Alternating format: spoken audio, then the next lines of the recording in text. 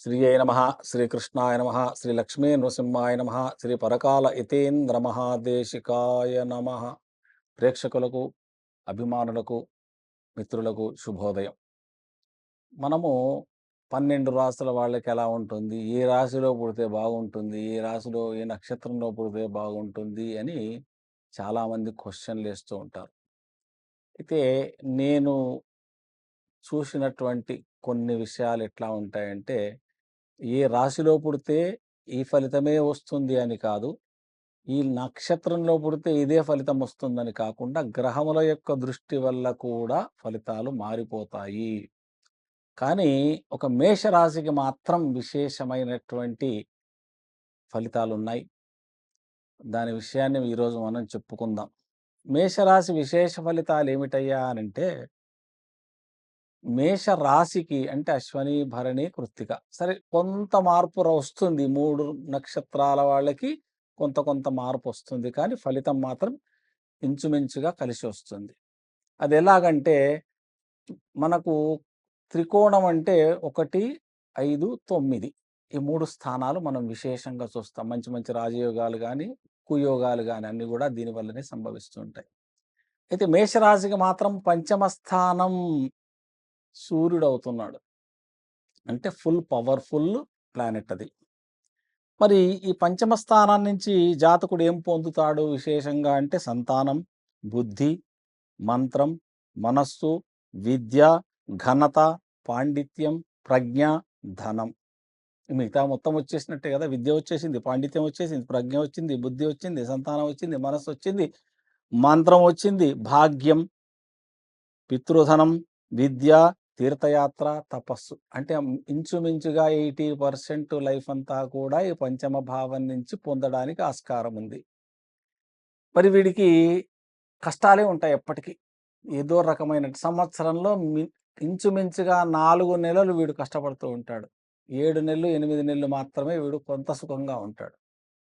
ఎందుకయ్యా అంటే దీనికి కేతు సంబంధం గనక కలిగినట్టయితే, అంటే కేతు సంబంధం ఎలాగు అంటే, ఇప్పుడు పంచమాధిపతి సూర్యుడు.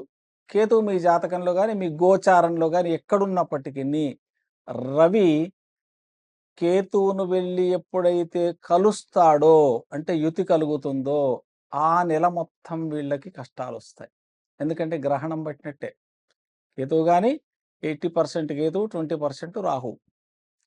అయితే కేతువు, రాహువు ప్రతి 18 నెలలకు ఒక రాశి మారుతారు గదా! అంటే సూర్యుడికి చలనం ఎట్లా 30 రోజులకు ఒక ఇల్లు మారుతాడు. ఉదాహరణకి ఈ సంవత్సరం మనకు సింహరాశిలో సూర్యుడున్నాడు. అంటే సింహరాశిలో సూర్యుడున్నాడు అనంటే 14, 15 ఆగస్టులో సూర్యుడు ఖచ్చితంగా సింహరాశిలోకొస్తాడు. నెల రోజులే గదా! ఎప్పుడైతే సింహరాశిలో కేతువును కలిసి ఉన్నాడో ఆ నెల రోజులు మొత్తం వీడికి కష్టాలు, అనారోగ్యాలు, హ్మ్, విశేషంగా పుత్రుల వల్ల, పుత్రుల విద్య వల్ల, తన విద్య వల్ల, తను నేర్చుకుంటున్నటువంటి విద్య వల్ల, తనకు దాన్నేమంటారంటే బుద్ధి భ్రమణం కావడం, మంత్రం పని చేయకపోవడం, మనస్సు బాగలేకపోవడం, విద్యలో ఆటంకాలు రావడం ఇవన్నీ కూడా జరుగుతాయి. మళ్ళీ శ్రావణ మాసం అంటే శ్రావణ మాసం పోయి భాద్రపద మాసానికొస్తూనే ముందుకెళ్ళిపోతాడు. అంటే సూర్యుడు కేతువును దాటి వెళ్ళిపోంగానే మళ్ళీ నార్మల్ స్టేజ్‌కొస్తాడు. మళ్ళీ ఎప్పుడొస్తాడు? ఇప్పుడు కుంభంలో ఉన్నాడు. కుంభము అంటే మకర సంక్రమణం ఫిబ్రవరి 14, 15 తేదీల్లో నుంచి మార్చి 14, 15 తేదీల వరకు వీళ్ళకి మళ్ళీ ప్రాబ్లమ్స్ ఉంటాయి. ఇవి మెయిన్‌గా ఉండేవి. ఇంకొకటేమిటంటే కేతువుకు 12వ స్థానంలో రవి ఉన్నప్పటికిని చెడు ఫలితాలే వస్తాయి. ఇక్కడ రాహువు 12వ స్థానంలో రవి ఉన్నప్పటికిని అదే ఫలితాలొస్తాయి. అంటే ప్రతి సంవత్సరం కేతువును పట్టి, కేతువు ఉన్న స్థానాన్ని బట్టి, ఆ రాశిలో అంటే కేతువు ఉన్న రాశిలో ఎప్పుడెప్పుడు రాహు ఉచ్చతో కలిసి ఉంటాడో సూర్యుడు, ఆ నెలలు మాత్రం ఖచ్చితంగా వీళ్ళు విపరీతమైనటువంటి కష్టాలు, టెన్షన్స్, డబ్బులు వృధా డబ్బులు ఖర్చు కావడం, భ్రమణం కావడం, ఇటువంటి కష్టాలొస్తూ ఉంటాయి. ఇది ఓన్లీ మేషరాశి వాళ్ళకే సంభవిస్తుంది. అందుకే మేషరాశి వాళ్ళు ఎప్పటికి ఏదో ఒక చింతన చేస్తూనే ఉంటారు తప్పించి 90% బాగుంది అని మాత్రం ఎప్పుడూ అనరు. 70%, 60%, 50% వీళ్ళ లైఫు ఒక స్టెబిలిటీగా ఉంటుంది. మిగతా 4 నెలలు సంవత్సరంలో 4 నెలలు మాత్రం ఖచ్చితంగా అది ఎప్పుడు అనంటే ప్రతిసారి శ్రావణ మాసంలో రాదు.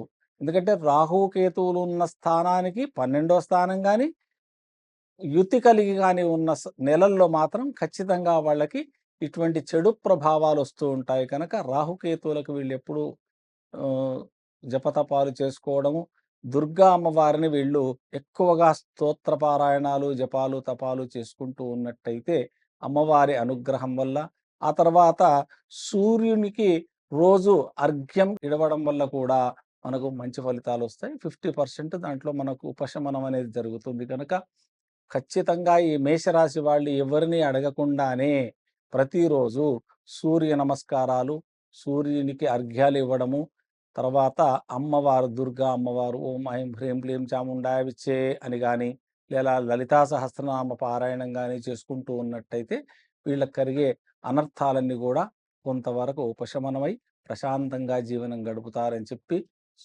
ఆశిస్తూ జై శ్రీకృష్ణ.